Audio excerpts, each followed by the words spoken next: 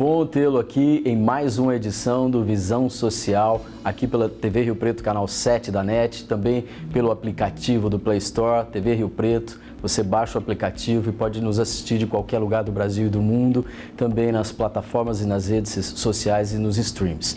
Então, hoje nós vamos conversar com a doutora Luciana Zamperlini Cochito, que é a diretora, a primeira mulher a assumir a direção do Fórum Central de São José do Rio Preto. Doutora, muito obrigado por aceitar o nosso convite. Eu que agradeço, é uma alegria participar desse programa. Legal. Vamos começar falando desse desafio que a senhora assumiu numa situação adversa, né? E o que isso representa, como é que está sendo, né, esse projeto de administrar esses 3 prédios e mais de 500 servidores?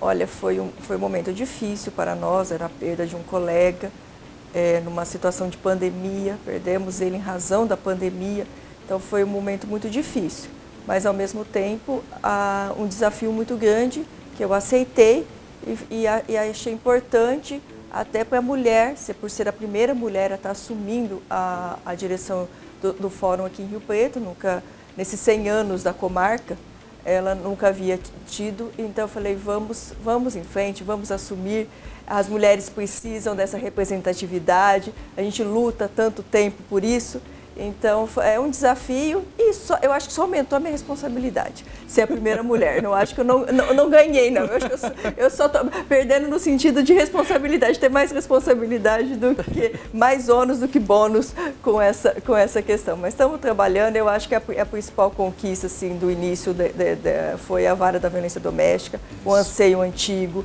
que nós tínhamos o anexo, mas não tinha um juiz específico. Até eu era uma das que acumulava a função não conseguíamos dar aquela atenção que precisava. Então, a vara da violência doméstica, eu acho que foi minha primeira conquista e é uma coisa que me deixa engrandecida. Eu acho que a população precisava, a população de São José do Rio Preto e a comarca precisava dessa vara da violência doméstica. E nós ficamos felizes porque, assim, as mulheres lutam dioturnamente por direitos, por igualdade, por respeito, né? Ainda se luta por igualdade de salários ocupando a mesma função. Então, quando a gente vê uma mulher como a senhora assumir uma posição dessa, a gente fica super feliz, e as mulheres, a sociedade no geral, porque é um avanço. E dentro disso, né, como é que quais são as atribuições da senhora à frente desses 3 prédios? A direção do fórum não é a atividade fim do judiciário, é uma função administrativa, é cuidar dos prédios, no caso nós temos 3 prédios, e o que é assim, uma forma simples de explicar, é o que? É cuidar da segurança, é cuidar da limpeza, é cuidar que os prédios tenham acessibilidade, que as pessoas cheguem, encontrem tudo organizado. Então o juiz, na sua função fim, que é a prestação jurisdicional, de dar uma resposta quando procurado, ele precisa ter um local para trabalhar, com mobiliário, com todo o equipamento necessário, e isso é feito e é fornecido pela administração do fórum. Então essa é nessa função, como diz, de trás, assim, de administração, de dar esse aparato para que todos os juízes e que a população, quando venha no prédio que necessite do serviço judiciário, encontre um prédio em condições de atendê-lo. Essa reforma, pela reforma que vai passar o prédio central agora, ela não vai ser uma reforma, ela não vai mudar a fachada. E o que isso pode melhorar no atendimento para a população, né? Eu queria que a senhora falasse também do projeto, do que está sendo...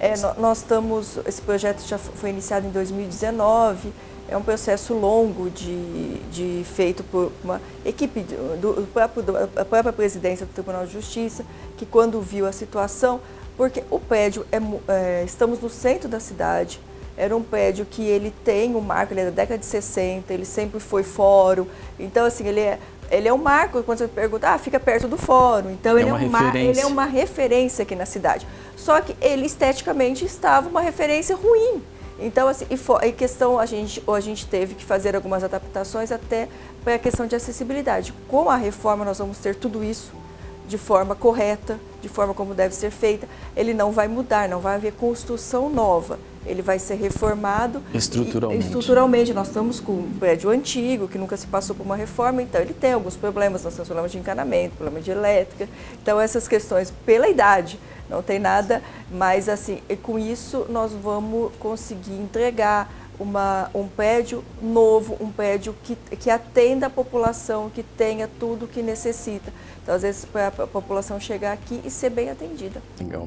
E como é que é, por exemplo, quais são as necessidades que a senhora percebe hoje, como diretora, dos servidores? Né? Quais são naquele hall de necessidades, o que a senhora destaca ali entre as primeiras? Hoje eu acho que o serviço público, infelizmente, assim, às vezes nós precisamos, acho que, divulgar melhor o que a gente faz. Eu acho que a população não entende muito, então fica uma sensação de que somos marajás, que não trabalhamos, que não fazemos. Então eu acho que hoje, assim, claro, tem a questão salarial, que é um problema, acho que, do país, não é um problema do funcionário público, nem do social. Mas eu acho que é talvez de divulgar, de a gente poder divulgar o que a gente faz, explicar para a população o que o servidor faz, o servidor público.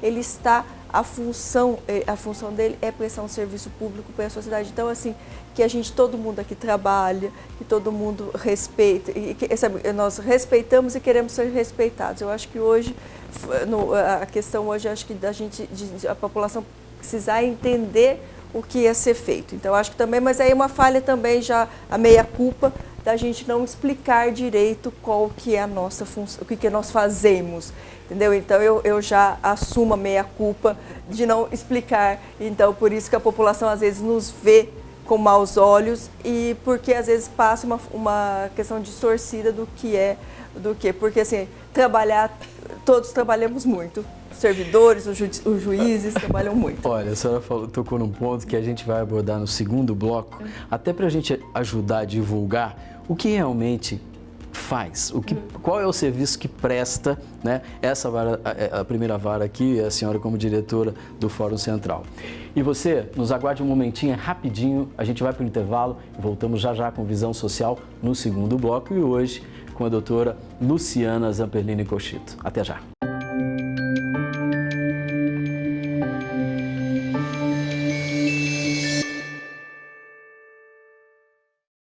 Bruno, o que você está vendo aí? Fábio, você não sabia? A TV Rio Preto agora tem um aplicativo que você pode assistir a nossa programação da TV Rio Preto direto no celular. Caramba, como é que funciona? Qualquer lugar do Brasil e do mundo você pode acessar. Como é que funciona? Pega o teu celular. Pera aí. Ó, vou ensinar você. Como é que eu faço? Digita aí, Play Store. Play Store. Isso, agora você entra aí, TV Rio Preto. TV Rio Preto. Isso. Aí, tá na palma da mão. Caramba, a programação toda tá aqui? Todinha, Fábio. Nossos programas, a nossa grade, até o site, se a pessoa quiser acessar pelo aplicativo, ela pode acessar, Fábio. Então é fácil. Play Store, TV Rio Preto e já assiste. Baixa aí.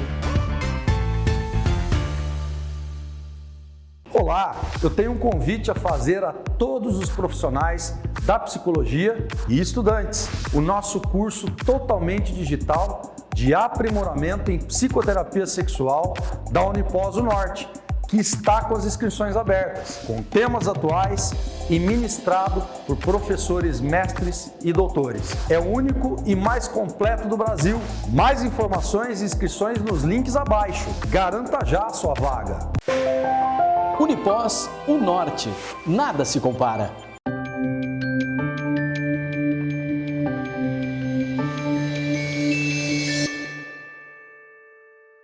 Estamos de volta com Visão Social no segundo bloco aqui pela TV Rio Preto e nos acompanhe também pelo aplicativo lá no Play Store, TV Rio Preto. Você assiste e acompanha toda a programação de qualquer lugar do Brasil e do mundo. Muito obrigado por você estar com a gente. Doutora, vamos seguir naquele papo. Agora vamos fazer uma assessoria de imprensa.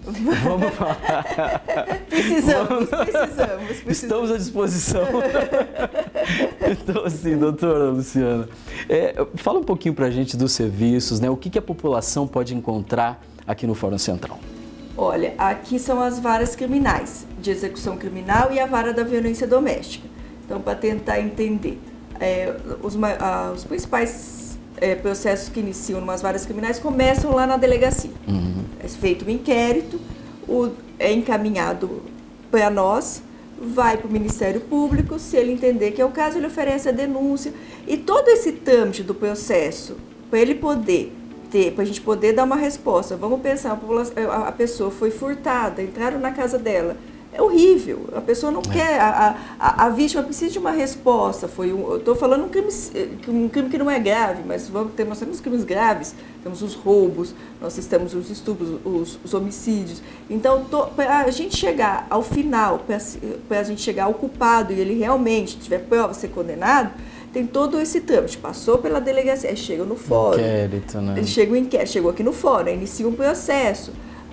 A gente precisa de servidores, tem as audiências. Então, a audiência não sou apenas eu, tem funcionário, mas os atos processuais são realizados por servidores. Por todo mundo. Para as pessoas chegarem aqui, as pessoas são intimadas. Então, o funcionário pede o mandado, vai para o oficial de justiça que vai até a casa da pessoa, a pessoa vem até o fórum. Então, por isso que a gente precisa dos servidores. Eles fazem andar esses processos.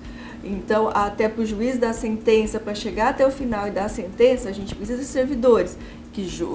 Antigamente, hoje o processo eletrônico, mas lembrando, talvez fica mais fácil. Processo físico, no processo né? físico, juntava nesse processo, esse processo levava para lá, levava para cá. Então, passo a passo, ato a ato. Então, são mais do que necessários. Você tem o funcionário que cuida a gente tem o da segurança, tem o da limpeza, mas os funcionários da atividade, a maior parte está na atividade fim, que é esse cumprimento dos processos, de dar andamento. Aí o processo da sentença, recorre, tem que mandar para o tribunal, esse processo também vai. Então, todos esses atos são feitos pelos nossos servidores.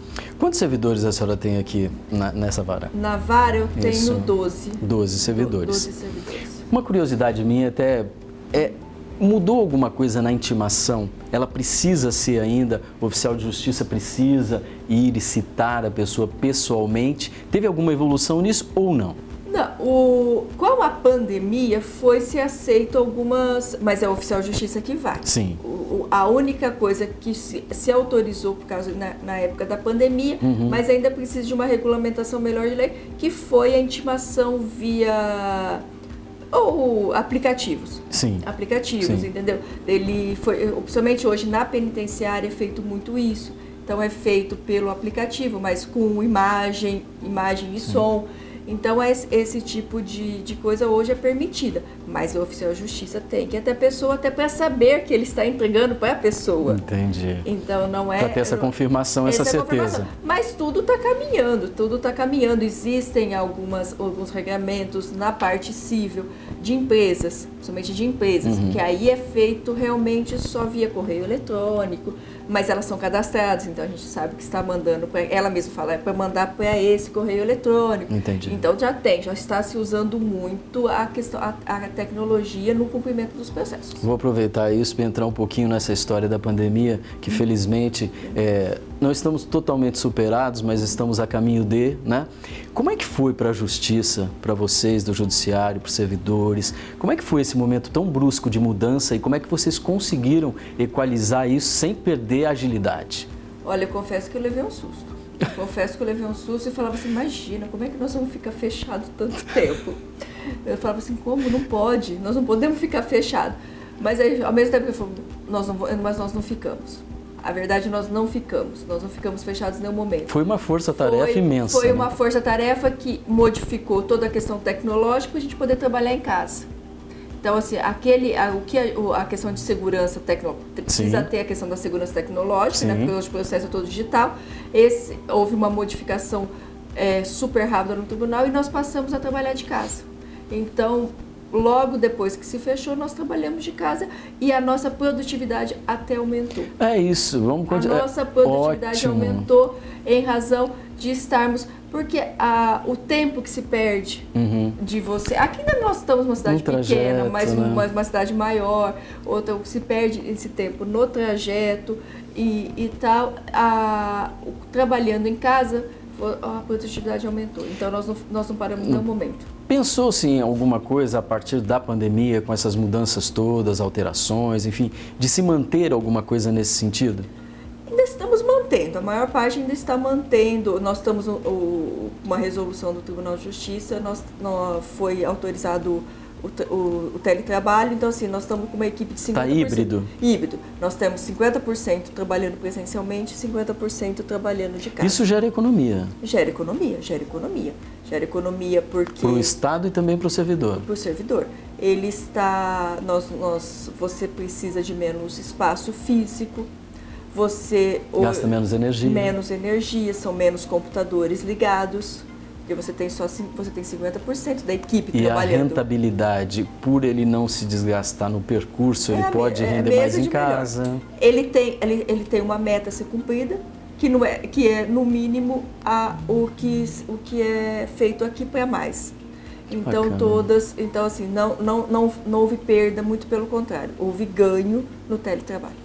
Que bom a gente ficar sabendo disso, porque assim, temos que encontrar coisas boas no caos, com né? certeza, E essa visão foi muito bacana, não só, acho que para o pessoal da Justiça, como para vários segmentos. A gente observa hoje que muitas empresas deram sequência, viram que era possível, né?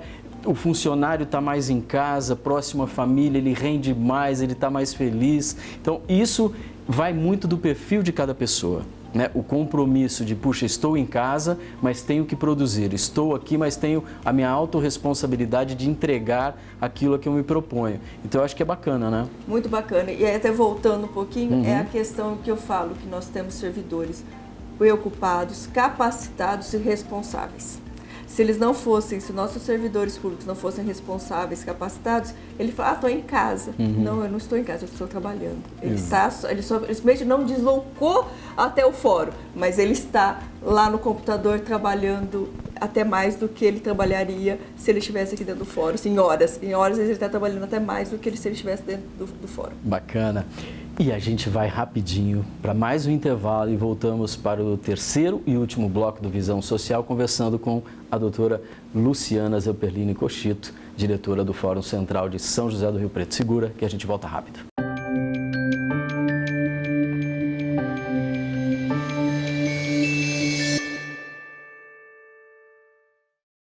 O nosso curso de odontologia da UNORTE está entre os 10 melhores do Brasil. Estrutura de primeira, com 72 consultórios, com tecnologia de última geração. A única faculdade com prática supervisionada desde o primeiro ano. Corpo docente formado por mestres e doutores. Aqui na UNORTE você tem a melhor formação em odontologia. Unipós, UNORTE. Nada se compara.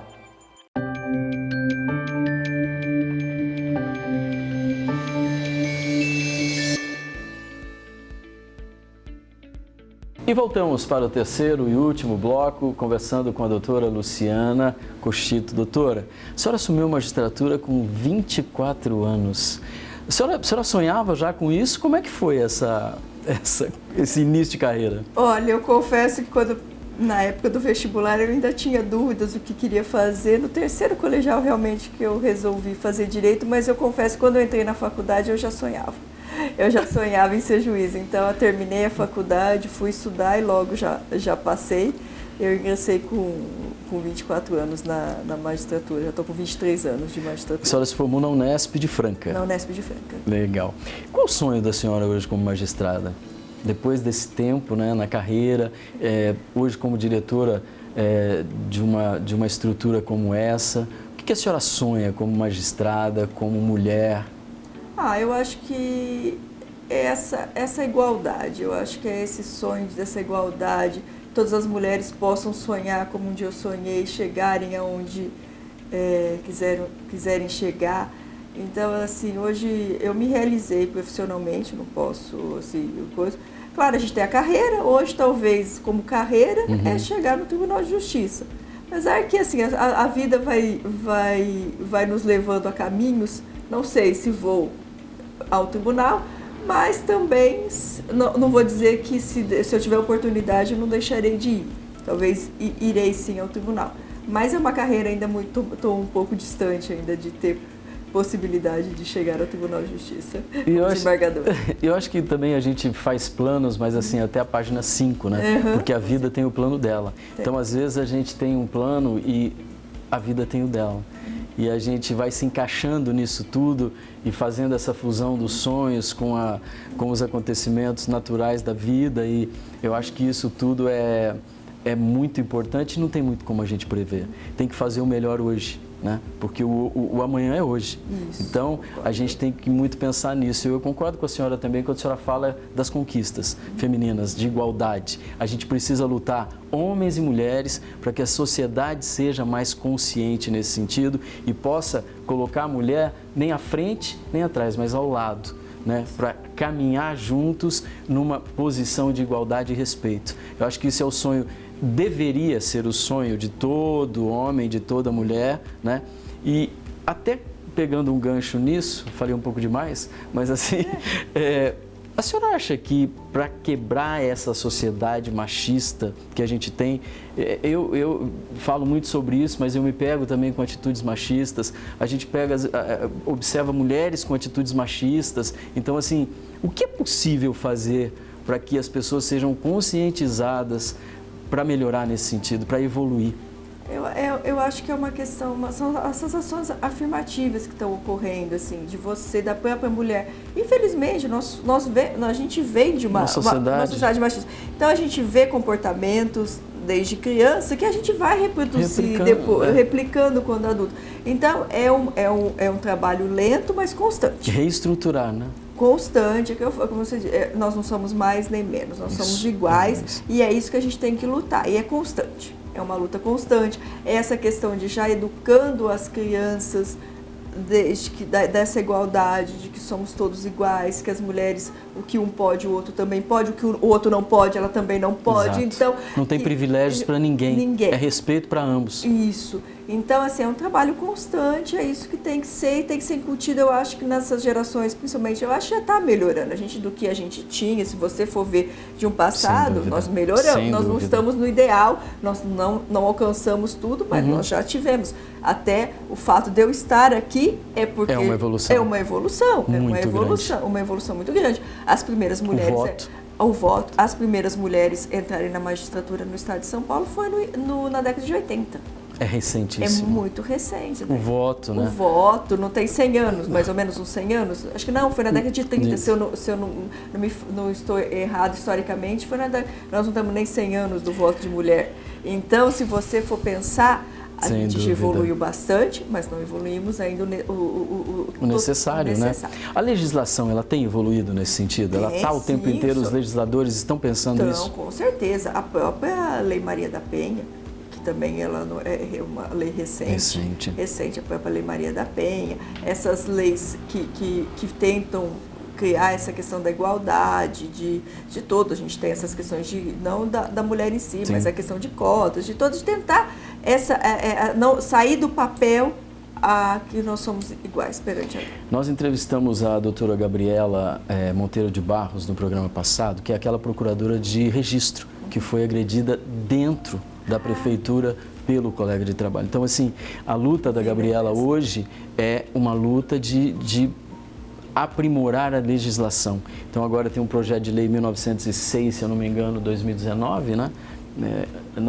1906, que ela está lutando para isso, está conquistando, já está tramitando. Então, assim, é tirar das situações adversas oportunidades de avançar, de evoluir.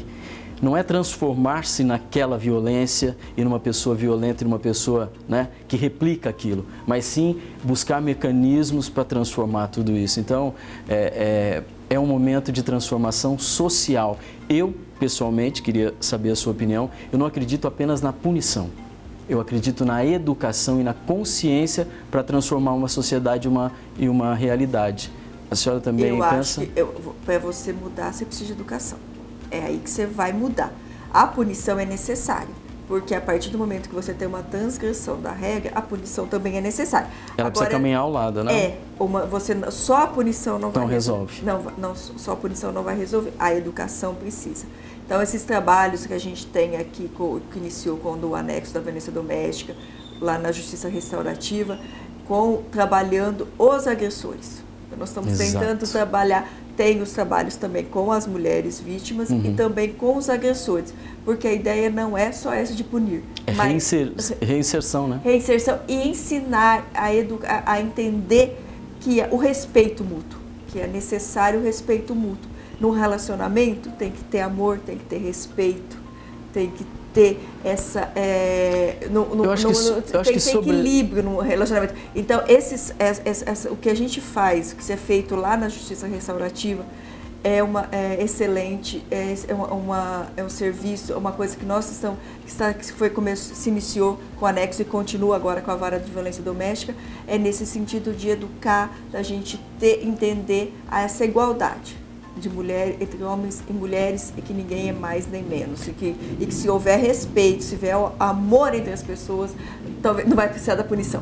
A punição vai ficar para aqueles casos muito extremos que nós vamos falar, que raridade. É isso que a gente quer falar, que raridade. Isso é uma exceção. Uma exceção. E embarcando nisso, é aquela história, se todo mundo entendesse que somos imperfeitos e que o momento da mudança está no reconhecimento do erro, né, na autoanálise, é por aí que se muda. A gente não pode errar e jogar a culpa no próximo, né? Não pode errar e achar que está tudo certo, não está. Então a gente tem que fazer essa autoanálise para poder mudar. É o primeiro ponto, né? Reconhecer que somos imperfeitos para poder ter a mudança. Perfeito. É isso? Concordo, com certeza.